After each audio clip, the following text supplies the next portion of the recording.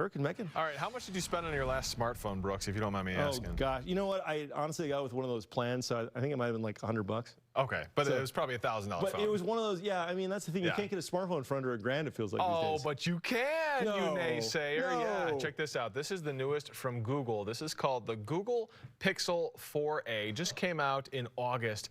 And not only is it under $1,000, $350.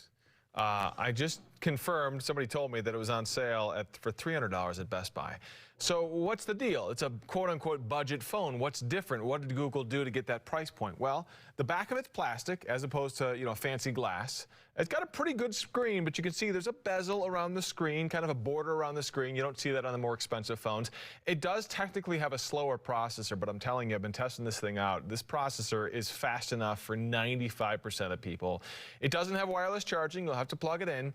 Now, the cameras, they didn't skimp on the cameras. There aren't multiple cameras in the back. You got one in the back, one in the front, but the ones they put in there are just as good as you see on high-end phones. The pictures you take with this are amazing. It's a 12-megapixel camera on the back. For your money, this is it. This is the best phone you're probably going to find under $400, and especially if pictures are important for you, because they were smart enough to say, we're going to keep the camera. We're going to keep the good, low-light, 12-megapixel camera in there. It's got a fingerprint sensor on the back, so you can unlock it with your finger. It is smaller maybe than a lot of the phones that we see out there now because, they're getting bigger and bigger and bigger, but I like it because you put it in your pocket and it doesn't feel like you've got a massive brick in your pocket. Yeah.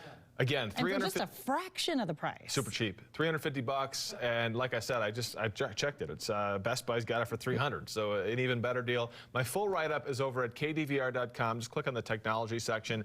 I'll tell you what, it's like the expensive phones keep getting more expensive, and then the budget phones keep getting better in the same price range. Yeah, I know, because, you held that up to the camera. It looks pretty sleek. If you're not somebody who needs all the bells and whistles, this is an awesome option. And just to give you, just to give you an idea, my brother called me last week and said, which phone should I get? I don't want to spend a lot of money. I said, you got to get the 4A. It's a great phone. So, wow. Anyways, there you go. Check it out. Another option. My full review. The things you won't get, I've got more on that all online at kdvr.com. That's good.